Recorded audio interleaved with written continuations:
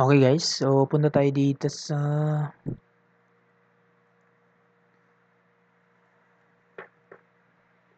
unit hydrograph pa rin tayo. Unit hydrograph.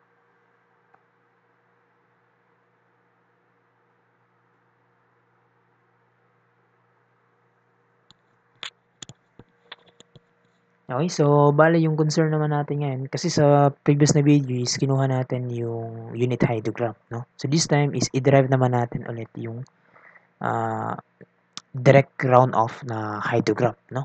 Bali based na yan sa exist na rainfall. So parang vice versa.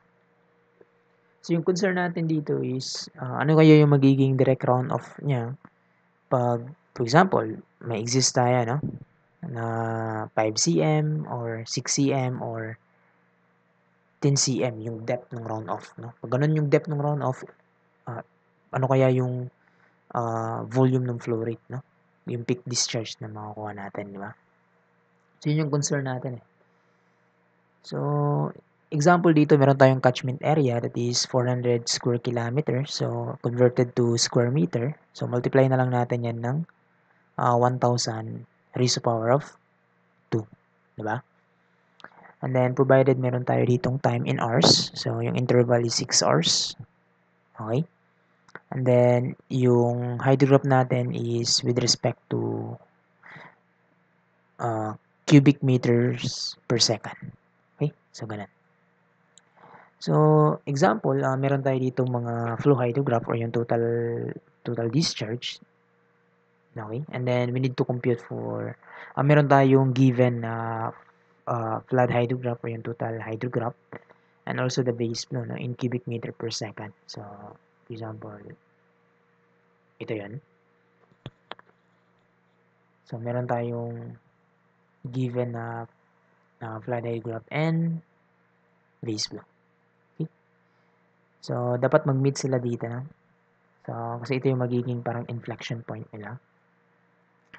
Okay, so ngayon kukumpute natin yung direct runoff na hydrograph is just the difference nung flood hydrograph and the phase flow. No? Parang ganito.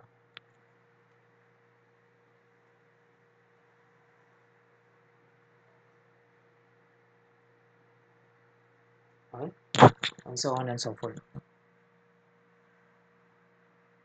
Okay, so parang ganyan. So, bali dito, na-compute na natin yung sum. So, kukunin natin yung sum. Ito na yung sum. So, sum lang nung lahat nung DRH. So, ngayon, yung volume ng DRH is makukuha natin yan by yung sum times yung 6 hours na interval. And alam natin in 6 hours, in terms of seconds, that is 3,600 seconds in 1 hour. No? So, bali yung hour dito, tsaka dito, seconds per hour. So, makakancel yung hour. So, bali ito lahat is seconds na. No? And then, di ba? So, matatanggal yung seconds dito sa seconds. So, yung matitira is cubic meter. So, ito na yung volume nung direct runoff natin. Okay? So, yung catchment area and then yung rainfall depth natin is just yung division lang nung ito. So, ito yan. No? So, divide lang natin yung ito over ito. And then, convert ko yan into centimeter. So, multiply ko lang ng 100. So, ito na yan. No? So, bali, yan na yung ano natin. No? For example, plot muna natin ito. Tanggalin ko muna yan. Then, plot muna natin yung flood hydrograph. So, ito yan, di ba?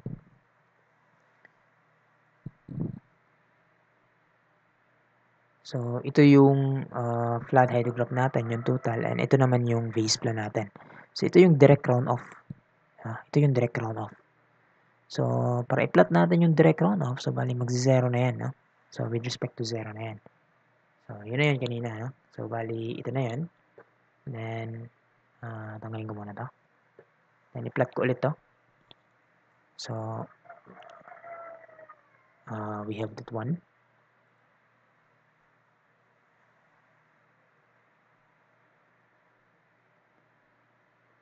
So, naka-plot na yan. So, yung ano, normal lang na plot na pag magpa-plot ka. So, ito yung plot niya, yung DRH, yung direct runoff. So, nakikita mo dito na with respect to 0 na kasi natanggal na nga yung base plan natin. Okay? So, bali, based dito sa unit runoff na yan, so, meron siyang exist na 2.94 cm. Okay? Ito pala yung direct runoff. Okay? So, this is based on 2.943 cm na exist. No?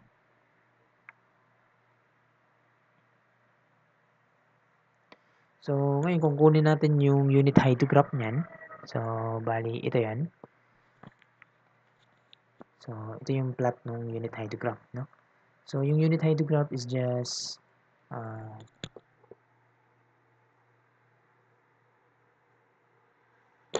it's just the DRH divided by this rainfall depth, no?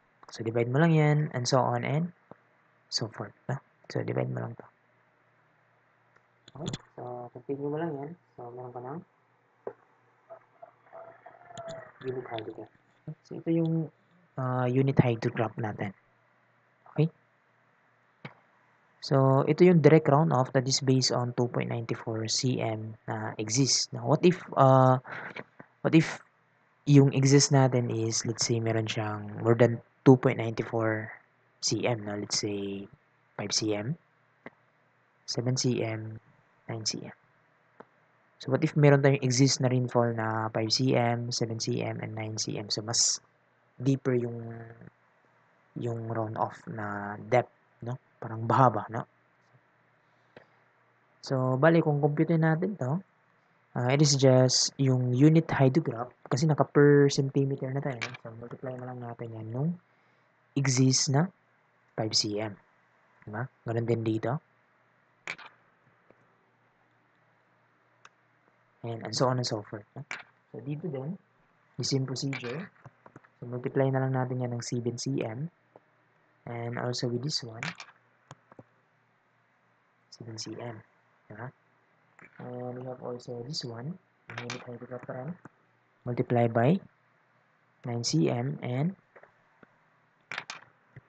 so, the same procedure, no? So, continue natin yan hanggang pababa. So, ito yung makukompute natin na value, no? So, we have this value here.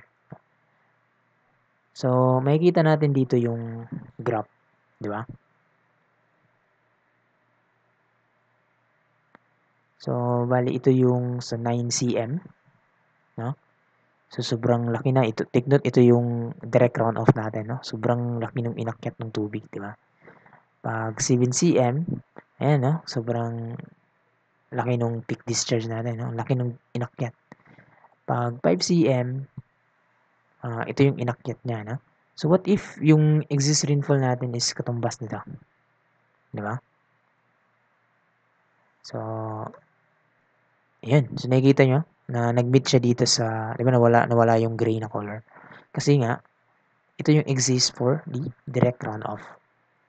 So, at least klaro tayo. So, yun yung importansya ng unit hydrograph. Kasi yung unit hydrograph natin, take note, ito is, multiply lang natin to dito sa unit hydrograph. So, whatever the exist rainfall, kung hindi siya 2.94 kasi ito yung parang average niya. So, kung yan, mag-more than siya ng ano, parang sasabihin na lang natin na parang reference point natin. Na.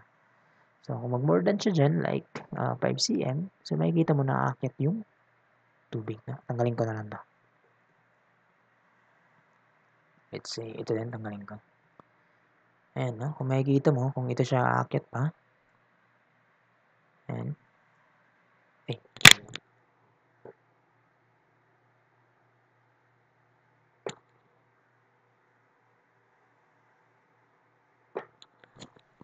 So, ito siya aakyat pa ng 7. So, makikita mo yung movement, no? Palaki ng palaki siya. Pero kung mas maliit siya sa 2.94, let's say 1.5. Ayan. So, mas maliit na siya dito sa gray, which is ito yung direct runoff. Diba? So, mas maliit siya. No? So, kung almost naman siya sa 2, so, siguro malapit lang siya dyan sa direct runoff. Let's say 2.8. Ayan. So, malapit na siya. Okay, so parang yan yung reference natin kung paano mag-behave yung yung volume natin, no? Yung flow rate natin with respect to the exist na rainfall. So at least klaro tayo na kung sobrang lalim na yan, yun yung magiging hydrograph niya. So ganyan yung mag-derive ng direct runoff na hydrograph from the unit hydrograph. Okay? So I hope klaro tayo dito. So I think that's it na for this tutorial. So yan yung behavior ng mga hydrograph natin. Okay? So anyway, yung conventional naman ito is pinakita ko man din yung sa unit hydrograph. So probably ganun lang din. So I think that's it and see you in the next video. Thank you.